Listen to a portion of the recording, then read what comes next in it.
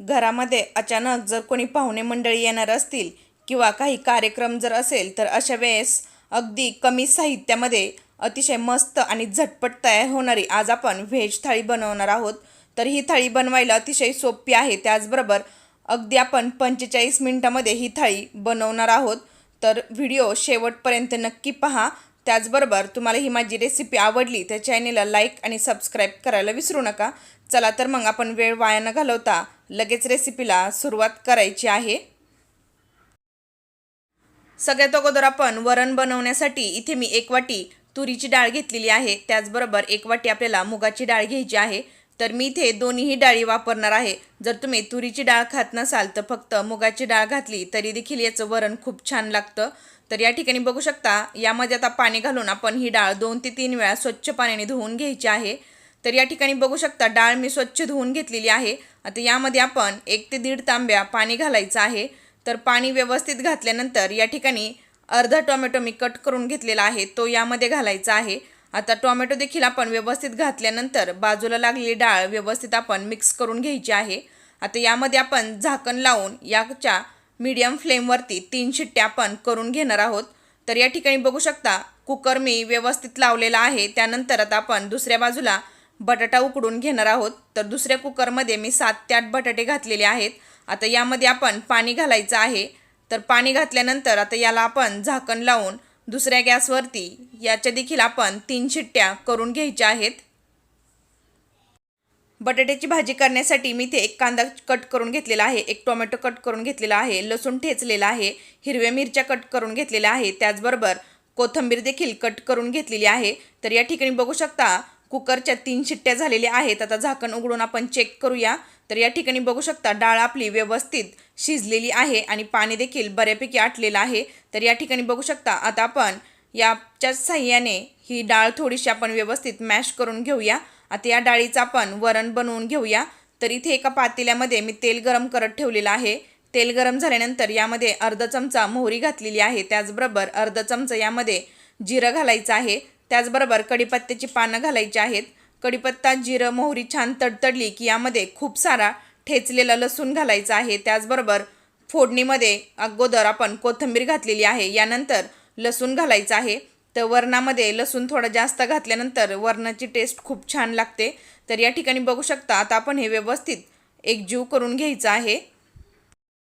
तर या ठिकाणी बघू शकता लसूण आपला व्यवस्थित परतून झाल्यानंतर यामध्ये अर्धा चमचा हळद घालायची आहे, त्याचबरोबर चवीनुसार यामध्ये मी मीठ घातलेलं आहे। आता आपण हे पुन्हा एकदा व्यवस्थित मिक्स करून घेऊया आणि यामध्ये आपण जे डाळ शिजवून घेतलेली आहे ते यामध्ये घालायचं आहे। तर अतिशय मस्त असं हे वरण खायला लागतं। तर या ठिकाणी बघू शकता तडका देखील आपला व्यवस्थित बसलेला आहे। तर या ठिकाणी डाळ आपण व्यवस्थित घातलेली आहे। तर यामध्ये तुम्ही थोडंसं पाणी घालून वरण तुम्हाला किती पातळ हवं आहे यानुसार तुम्ही पाण्याचं प्रमाण कमी जास्त करू शकता। तर या ठिकाणी बघू शकता यामध्ये मी थोडंसं पाणी घातलेलं आहे। आता आपण वरणाला व्यवस्थित उकळी काढून घेऊया। 1 ते 2 मिनिट वरण मी व्यवस्थित शिजवून घेतलेलं आहे। तर या ठिकाणी बघू शकता वरण आपलं बनवून तयार झालेलं आहे। आता आपण दुसरी भाजी बनवून घेऊया। तर दुसरीकडे बटाटा देखील 3 शिट्ट्यामध्ये व्यवस्थित उकडलेला आहे आणि बटाट्याचे असे मी मीडियम साईजमध्ये कट करून घेतलेले आहेत। आता आपण याची भाजी बनवून घेऊया। तर कढईमध्ये मी तेल गरम करत ठेवले। तेल गरम झाल्यानंतर यामध्ये अर्धा चमचा जिरं आणि पाव चमचा मोहरी घालायची आहे, त्याचबरोबर यामध्ये कढीपत्त्याची पानं घालायची आहेत। तर कढीपत्ता, जिरं, मोहरी छान तडतडली की यामध्ये आपण 1 मीडियम साईजचा कांदा मी कट करून घेतलेला आहे तो घालायचा आहे आणि कांदा आपल्याला गुलाबी होईपर्यंत व्यवस्थित आपण भाजून घेणार आहोत।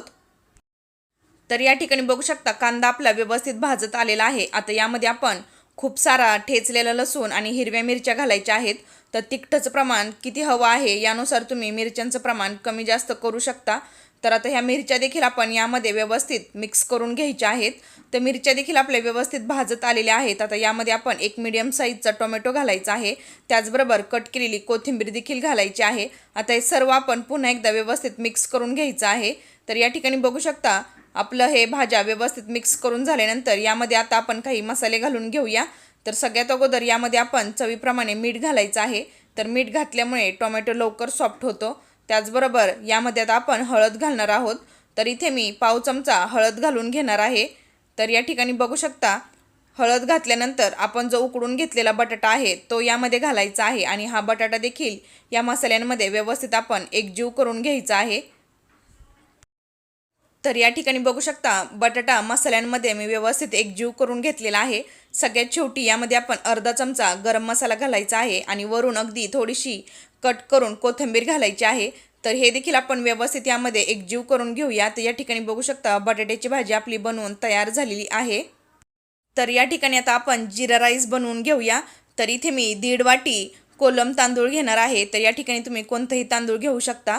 आता यामध्ये आपण पाणी घालून हे तांदूळ 2 ते 3 वेळा स्वच्छ धुवून घ्यायचे आहेत। तर या ठिकाणी आपण हे तांदूळ जास्त वेळ भिजवून घेणार नाही, अगदी थोडाच वेळ आपल्याला 10 ते 15 मिनिट आपण हे तांदूळ व्यवस्थित भिजवून घ्यायचे आहेत। तर तांदूळ व्यवस्थित धुतल्यानंतर आता हे तांदळामध्ये पाणी घालून 10 मिनिटांसाठी आपण हे तांदूळ व्यवस्थित भिजवून घेऊया। तोपर्यंत गॅसवरती एका कुकरमध्ये मी तेल गरम करत ठेवलेलं आहे। तेल गरम झाल्यानंतर 1 चमचा जिरं घालायचं आहे, त्याचबरोबर ठेचलेला आलं लसूण यामध्ये घालायचं आहे, त्याचबरोबर कट केलेली कोथिंबीर घालायची आहे। तर आता हे सर्व आपण व्यवस्थित मिक्स करून घेतल्यानंतर यामध्ये पाणी घालायचं आहे। तर या ठिकाणी 1.5 वाटी मी तांदूळ घेतलेला आहे, तर यामध्ये आपण 2.5 वाट्या पाणी घालायचं आहे। तर एवढं पाणी आपल्याला पुष्कळ होतं कारण आपण तांदूळ देखील 10 मिनिटांसाठी भिजवून घेतलेले आहेत। तर यामध्ये मी पाणी घातलेलं आहे। आता यानुसार यामध्ये आपण चवीप्रमाणे मीठ घालायचं आहे आणि पाण्याला आपण एक उकळी काढून घ्यायची आहे। तर या ठिकाणी बघू शकता पाण्याला व्यवस्थित उकळी आलेली आहे। आता आपण जे तांदूळ भिजवून ठेवलेले त्यातील संपूर्ण पाणी निथळूनच यामध्ये तांदूळ घालायचे आहेत। आता आपण हे तांदूळ पुन्हा एकदा व्यवस्थित मिक्स करून घ्यायचे आहेत। आता यावरती आपण झाकण लावून याच्या 2 शिट्ट्या आपण मीडियम फ्लेमवरती करून घेणार आहोत। भात आपला होईपर्यंत आपण दुसऱ्या बाजूला कणिक मळून घेऊया। तर एका बाउलमध्ये मी 1 वाटी गव्हाचं पीठ घेतलेलं आहे। आता यामध्ये आपण चवीनुसार मीठ घालायचं आहे। तर मीठ आणि पीठ व्यवस्थित एकजीव करून झाल्यानंतर यामध्ये आता आपण थोडंसं करून पाणी घालून याचं कणिक मळून घ्यायचे आहे। तर या ठिकाणी बघू शकता अशा प्रकारे मी कणिक मळून घेतलेली आहे। आता यावरती आपण 1 चमचा तेल घालून ही कणिक व्यवस्थित मळून घ्यायची आहे। तर या ठिकाणी कणिक आपण व्यवस्थित मळून घ्यायची आहे, तेव्हाच याच्या पुऱ्या छान तयार होणार आहेत। तर कणिक मी व्यवस्थित मळून घेतलेली आहे। आता यावरती झाकण ठेवून आपण 10 मिनिटांसाठी ही कणिक बाजूला ठेवून देऊया। तर या ठिकाणी बघू शकता कुकरच्या देखील 2 शिट्ट्या झालेल्या आहेत। आता आपण गॅस बंद करून घ्यायचा आहे। तर दुसरीकडे बाउलमध्ये या ठिकाणी बघू शकता वाटाणा आणि हरभरा मी व्यवस्थित भिजवून घेतलेला आहे। आता हा देखील आपण कुकरला याच्या शिट्ट्या करून घ्यायच्या आहेत। तर यातील संपूर्ण पाणी आपण कुकरमध्ये घालून हा वाटाणा आणि हरभरा याच्या देखील आपण 3 ते 4 शिट्ट्या व्यवस्थित करून घ्यायच्या आहेत। तर या ठिकाणी बघू शकता 3 ते 4 शिट्ट्या व्यवस्थित करून झाल्यानंतर वाटाणा देखील आपला व्यवस्थित शिजलेला आहे। तर यातील एक हरभरा घेऊन आपण चेक करूया। तर या ठिकाणी बघू शकता व्यवस्थित आपला वाटाणा आणि हरभरा शिजलेला आहे। तर या ठिकाणी बघू शकता आता आपण हरभऱ्याची उसळ बनवून घेण्यासाठी एका पॅनमध्ये मी तेल गरम करत ठेवलेलं आहे। त्यामध्ये 1 चमचा जिरं आणि अर्धा चमचा मोहरी घालायची आहे। त्याचबरोबर 1 मीडियम साईजचा कट केलेला कांदा घालायचा आहे आणि कांदा आपल्याला गुलाबी होईपर्यंत व्यवस्थित आपण परतून घेऊया। तर या ठिकाणी बघू शकता कांदा देखील आपला व्यवस्थित भाजत आलेला आहे। आता यामध्ये आपण 1 मीडियम साईजचा टोमॅटो तो देखील घालायचा आहे आणि टोमॅटो लवकर सॉफ्ट होण्यासाठी यामध्ये आपण मीठ घालायचं आहे, म्हणजे टोमॅटो लवकर सॉफ्ट होतो। तर आता हे देखील आपण व्यवस्थित मिक्स करून झाल्यानंतर यामध्ये काही मसाले घालून घेऊया। तर सगळ्यात अगोदर अर्धा चमचा हळद घालायची आहे, त्याचबरोबर अर्धा चमचा यामध्ये मी लाल तिखट घातलेला आहे आणि 1 चमचा घरगुती मसाला घातलेला आहे। तर तिखटाचं प्रमाण तुम्ही तुमच्या आवडीनुसार कमी जास्त करू शकता। तर या ठिकाणी बघू शकता मसाला देखील आपण व्यवस्थित परतून घेतल्यानंतर यामध्ये कट केलेली थोडीशी कोथिंबीर घालायची आहे आणि आपण जो हरभरा आणि वाटाणा शिजवून घेतलेला आहे तो घालायचा आहे। आता हा देखील आपण यामध्ये व्यवस्थित एकजीव करून घेऊया। तर यामध्ये मी थोडंसं पाणी घालणार आहे कारण ही भाजी आपल्याला थोडीशी ग्रेव्हीसारखी करून घ्यायची आहे। तर यामध्ये मी अर्धी वाटी पाणी घातलेलं आहे। तर आता यातील थोडंसं पाणी आपण ड्राय करून घेऊया। तर या ठिकाणी बघू शकता पाणी थोडंसं ड्राय व्हायला सुरुवात झालेली आहे। आता यामध्ये मी 2 ते 3 चमचे शेंगदाण्याचा कूट घालणार आहे, जेणेकरून याला थिकनेस येईल। तर या ठिकाणी आता हे देखील आपण व्यवस्थित एकजीव करून घ्यायचं आहे। तर आपली हरभऱ्याची झटपट अशी उसळ देखील बनवून तयार झालेली आहे। सगळ्यात शेवटी यावरती आपण कट केलेली थोडीशी कोथिंबीर घालायची आहे आणि कोथिंबीर घातल्यानंतर पुन्हा एकदा एकजीव करून घ्यायचं आहे आणि आपली उसळ बनवून तयार आहे। आता आपण गॅस बंद करून घेऊया। 10 ते 15 मिनिटांमध्ये पीठ देखील आपलं व्यवस्थित सेट झालेलं आहे। आता या पिठाचे आपण अगदी छोटे छोटेसे पेढे बनवून घ्यायचे आहेत।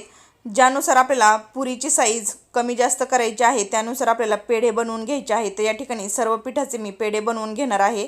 तर या ठिकाणी बघू शकता पिठाचे पेढे आपले बनवून झाल्यानंतर यातील एक पेढा घ्यायचा आहे आणि अगदी आपल्याला हलक्या पिठामध्ये व्यवस्थित बुडवून घ्यायचं आहे। पीठ जास्त लावायचं नाही आणि अगदी आपण लाटून घ्यायचं आहे। तर फार जास्त मोठं लाटायचं नाही, आपल्याला छोटीशीच याची पुरी बनवून घ्यायची आहे। तर या ठिकाणी बघू शकता 2 ते 3 पुऱ्या मी या ठिकाणी बनवून घेतलेल्या आहेत। आता आपण हे तळून घेऊया।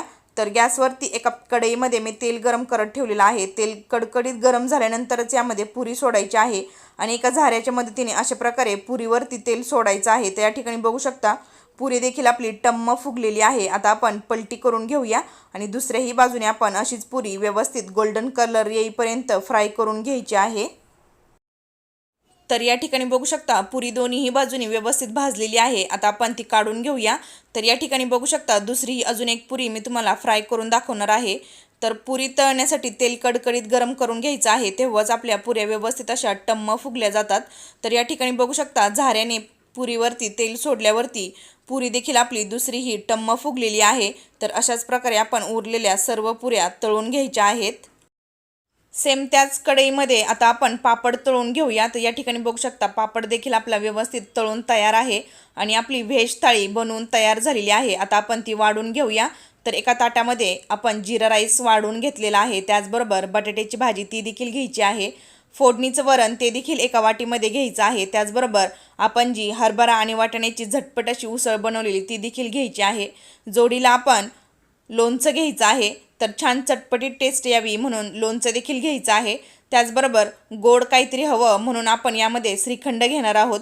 तर घरामध्ये कोणी पाहुणे मंडळी येणार असतील किंवा घरामध्ये काही कार्यक्रम असेल तरी देखील तुम्ही अशा प्रकारची थाळी बनवू शकता। तर ही थाळी बनवायला फार जास्त वेळ लागत नाही। तर या ठिकाणी बघू शकता आपण ज्या फ्राय केलेल्या पुऱ्या आहेत त्या देखील घ्यायच्या आहेत। तर या ठिकाणी तुम्ही बघू शकता पुऱ्या अजून देखील आपल्या टम्म फुगलेल्या आहेत। त्याचबरोबर आपण जो पापड तळलेला आहे तो देखील साईडला ठेवायचा आहे। तर अतिशय झटपट तयार होणारी आणि अतिशय मस्त कमी साहित्यामध्ये आज आपण व्हेज थाळी बनवलेली आहे। तर तुम्हाला ही माझी आजची रेसिपी कशी वाटली मला कमेंटमध्ये नक्कीच सांगा। जर ही माझी आजची रेसिपी जर आवडली तर चॅनेलला लाईक आणि सबस्क्राईब करायला विसरू नका। पुन्हा भेटूया आपण अशाच एका नवीन छानशा रेसिपीसोबत। तोपर्यंत धन्यवाद।